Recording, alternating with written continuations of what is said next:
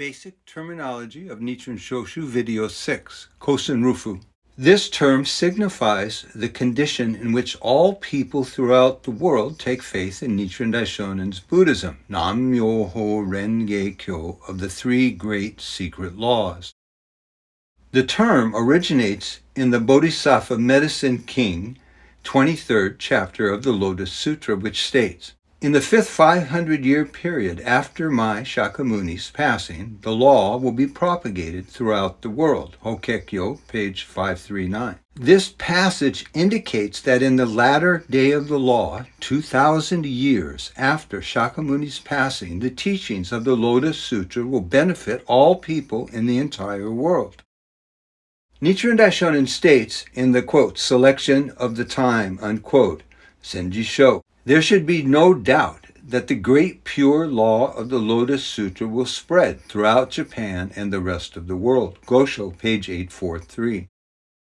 Thus, Nichiren Daishonin in his final will encouraged all disciples and believers to endeavor in shakabuku and propagation efforts with the spirit of many in body, one in mind, in order to accomplish Kösen-rufu.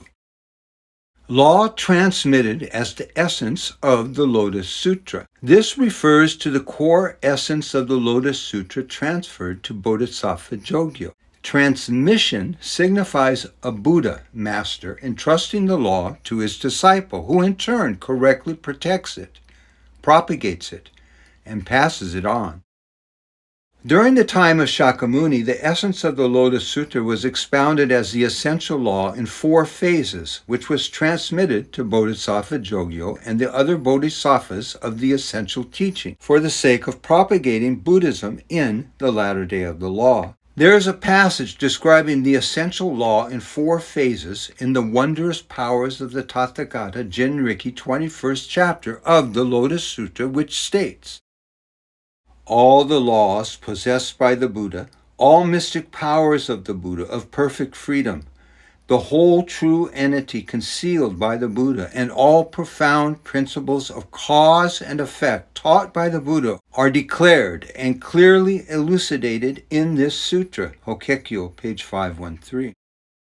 In Nichiren Daishonin's Buddhism, the law transmitted as the essence of the Lotus Sutra in the latter day of the law is expounded in the Gosho, quote, on the 3 great secret laws, Sandai Hyosho, as follows. "It is the true object of worship, the high sanctuary, and the daimoku of the essential teaching that were practiced by the true Buddha when he instantly attained enlightenment in the infinite past of Kuon Ganjo." Gosho, page 1593.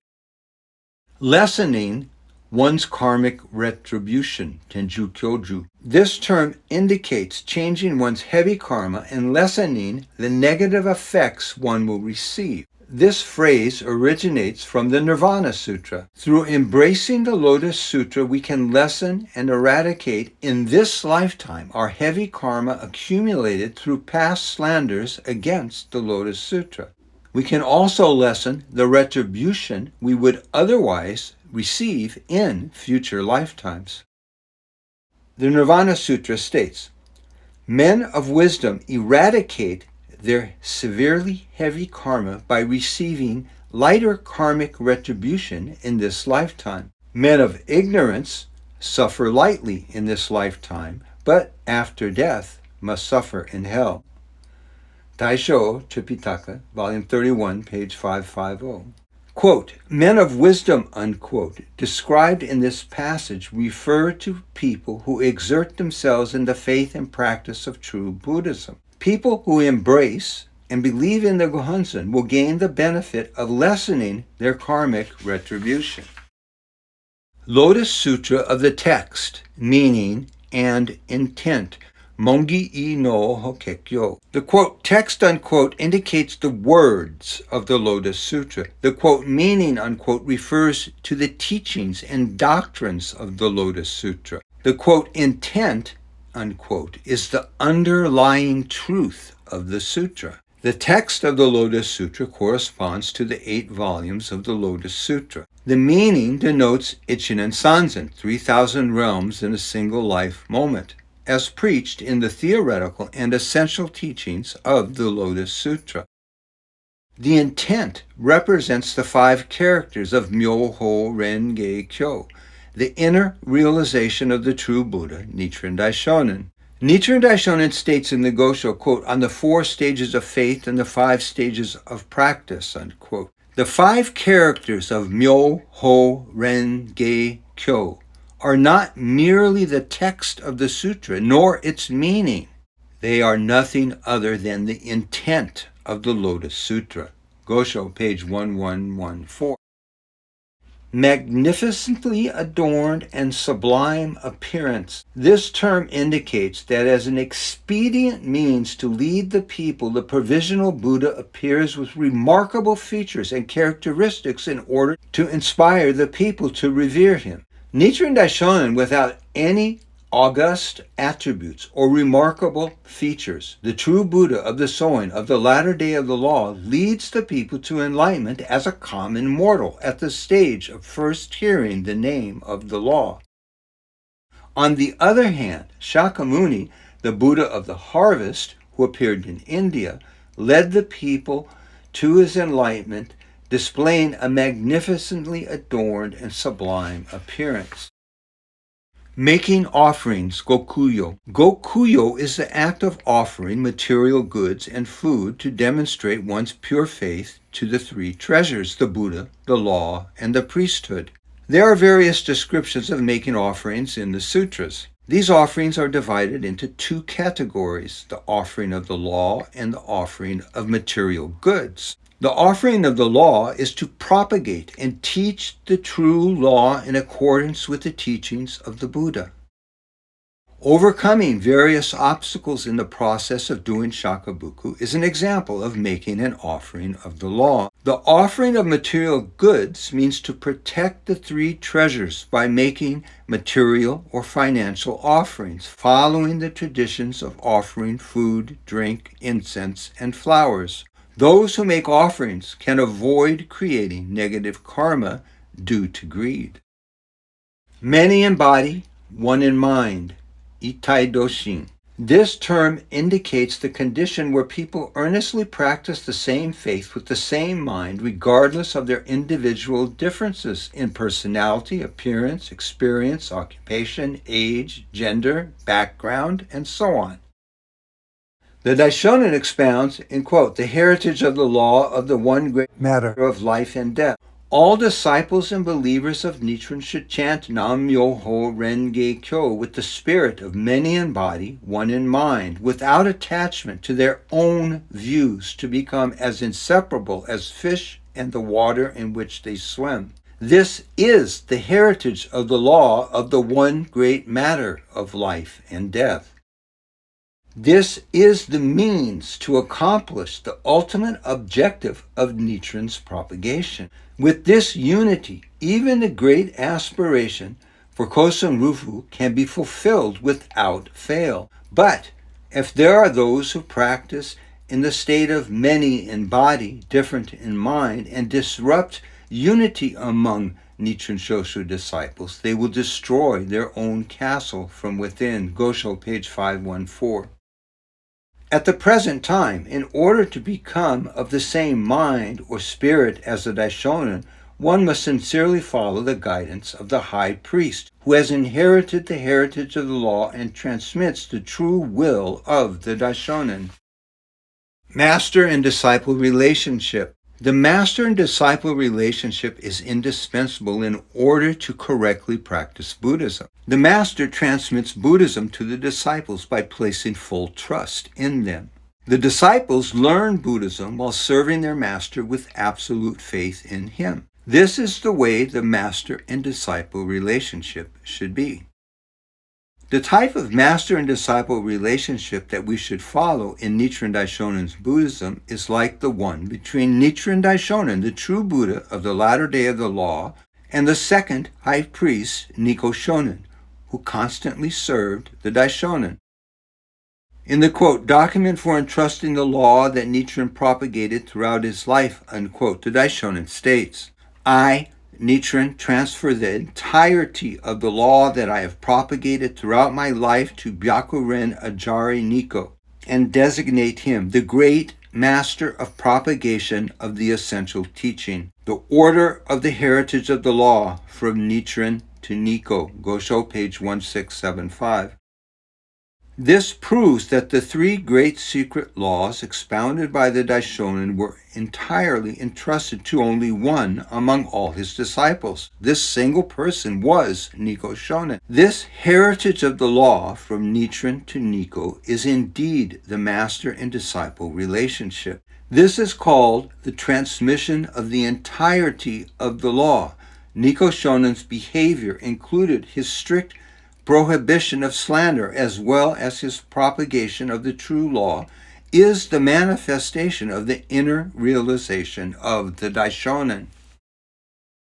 After Nikko Shonin, the quote, heritage of the law from Nichiren to Nikko was inherited by the subsequent successive high priest based on the master and disciple relationship through the transmission of the law entrusted to only one person. Thus, the inner realization of the founder of true Buddhism has been correctly transmitted down through the ages. The ninth high priest, Nichiren Shonin, teaches in On Formalities, Keigi Sho. The high priest, liaisons between the Daishonin and the believers, have inherited true Buddhism from all the Buddhas of the three existences, the Daishonin, and the preceding successive high priests. Thus, fully understand and take faith in the high priests. Likewise, my disciples should take faith in me. Only after this type of master and disciple relationship has been established can master and disciple become one, and also become one with Myoho Renge Kyo. This is called the attainment of Buddhahood in one's present form. Satan, page 974. In other words, we should establish our faith following the high priest who acts as a liaison between the Daishonin and the believers, based on the master and disciple relationship. This enables the believers to attain Buddhahood in their present form through the correct understanding of Buddhism which has been transmitted from the Daishonin, the true Buddha. Regarding the master and disciple relationship in Nichiren Shoshu, Nikko Shonin states in the quote, 26 admonitions of Nikko, "You must not in the least deviate from the way our master propagated the doctrines of the Fuji school." Gosho, page 1884. Nikko Shonin strictly admonishes his disciples not to diverge from the will of the Daishonin even slightly. In the same document, he goes on to say, "In our school of Buddhism, you must engrave the Gosho deep in your heart and uphold the true essence as instructed by our master." Nikko Shonin set forth the fundamental principle of the master and disciple relationship to be upheld for eternity. Meaning hidden in the depths, Montei Hichin. This term explains the actual Ichinen Sanzen, 3,000 realms in a single life moment, is the fundamental great law hidden in the depths of the lifespan Juryo's 16th chapter of the essential teaching of the Lotus Sutra. This law enables all living beings in the latter day of the law to attain Buddhahood in their present form. In the quote, opening of the eyes, unquote, Kaimoku Sho Nichiren Daishonin teaches, the doctrine of Ichinen Sanzen can only be found in the depths of the lifespan chapter of the essential teaching of the Lotus Sutra, Gosho, page 526. In quote, the transmission of the threefold secret teaching, unquote, the 26 high priests, Nichiren Shonin, stresses the use of the word, quote, only, unquote. It is used in the phrases, Ichinen Sanzen is only in the Lotus Sutra, unquote. Quote, Ichinen Sanzen is only in the lifespan chapter of the essential teaching, unquote. And quote, Ichinen Sanzen is only in the depths, unquote. And quote, Ichinen Sanzen is only hidden in the depths, unquote. This reveals that the entity of the law of Ichiren Sanzen is concealed in the depths of the lifespan chapter. This is referred to as the threefold secret teaching. Quote, Ichiren Sanzen is only in the Lotus Sutra, unquote, can be interpreted from the standpoint of both the Lotus Sutra and the pre-Lotus Sutra teachings. When these two are compared, it is demonstrated that among all the teachings that Shakyamuni Buddha taught throughout his life, Ichiren Sanzen is only elucidated in the Lotus Sutra. Next, quote, Ichiren Sanzen is, quote, only in the lifespan chapter of the essential teaching, unquote, can be interpreted from the standpoint of the essential and theoretical teachings. When these two views are compared, it is demonstrated that the Ichiren Sanzen taught in the essential teaching contains substance compared to that in the theoretical teaching. Thus, the principle of Ichiren Sanzen is preached only in the lifespan chapter of the essential teaching.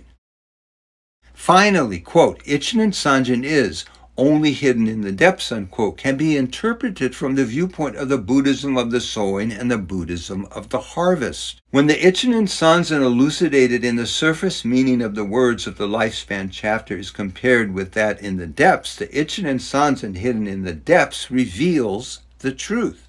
This is the comparison between the Buddhism of the sowing and the Buddhism of the harvest.